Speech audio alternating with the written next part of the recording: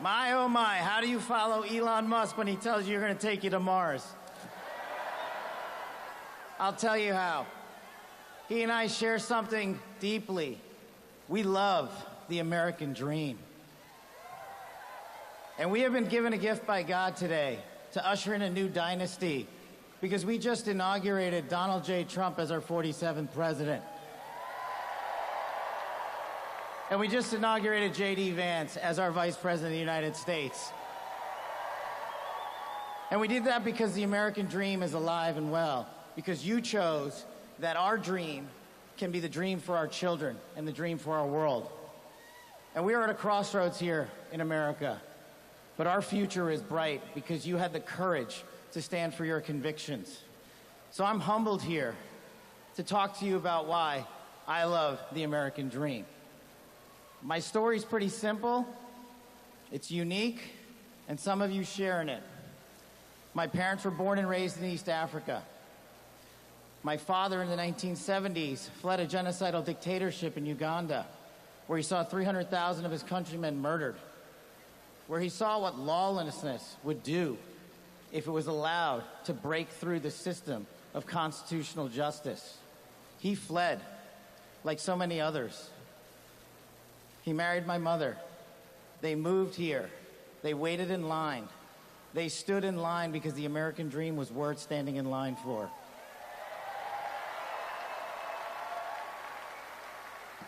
That dream is woven into the fabric of this nation, and our immigration policy is the greatest policy in the world. And now that we have Donald J. Trump and J.D. Vance, it will become the greatest policy in the world again.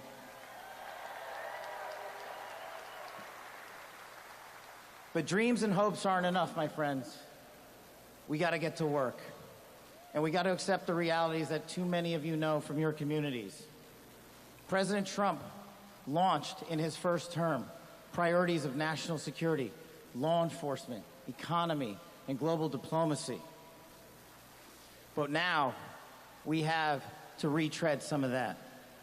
And I'd just like to go over a few of the things that our community has been living under these last few years. In the last calendar year alone, we had 100,000 drug overdoses. In the last calendar year alone, we had over 100,000 rapes. In the last calendar year alone, we had 17,000 homicides. That is unacceptable in 2025 in the United States of America. That is why we need constitutional law and order. When I read the statistic that for the age group of 18 to 45, the #1 cause of death is CCP fentanyl. We are not prioritized to go after the threats that face this country and most of all, that face our future generations. But thank God we will be starting right now.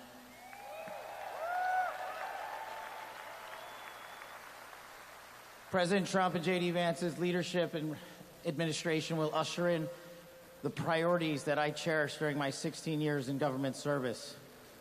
That we will always, always honor the men and women who wear the cloth of our nation and stand on that wall and tell you nothing's getting by them tonight. And so to them, thank you.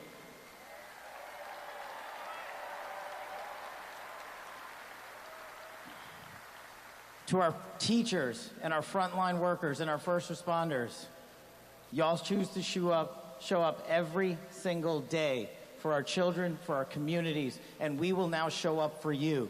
Thank you for keeping us safe.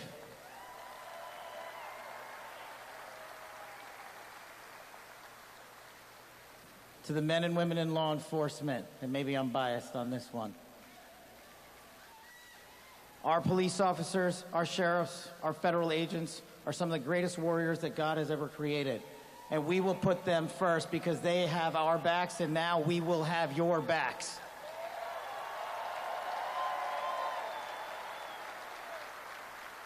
I am standing here because of the American dream. I am not standing here because of the color of my skin. I'm standing here because I earned my right on this stage, and you earned your right to be here with me.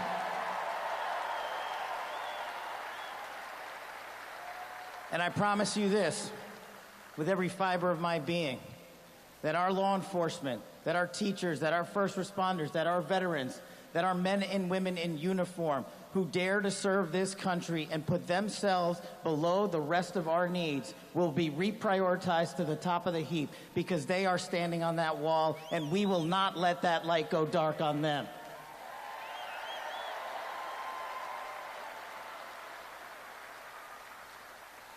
Whether I was a national security prosecutor, a public defender, President Trump's deputy director of national intelligence, his chief of staff at the Department of Defense, or so many other roles that I was humbled and privileged to serve when I swore an oath to that Constitution, which I hope to do so again one day soon.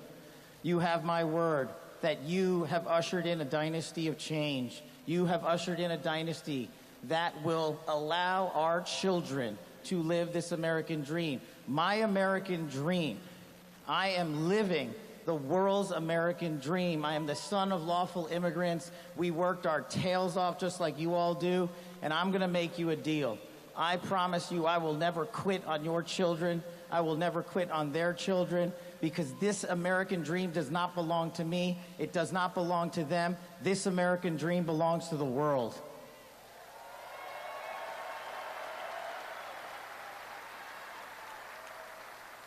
So in closing, I just want to tell you this. It's pretty cool to be speaking in Capital One Arena right before the boss.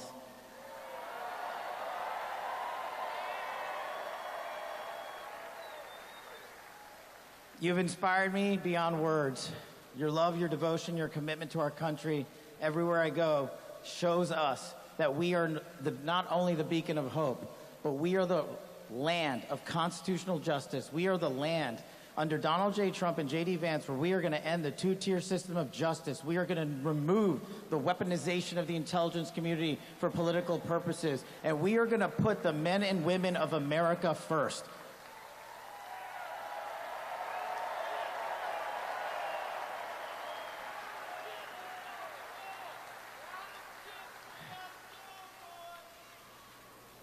So listen, there's just one thing left to do.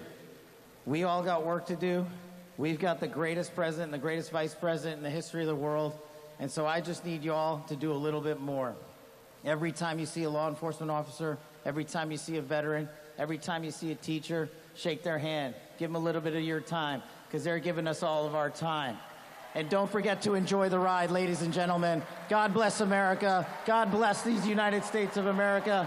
God bless every one of you. I'm living the American dream. My name is Kash Patel, and I ain't going anywhere. Let's go to work.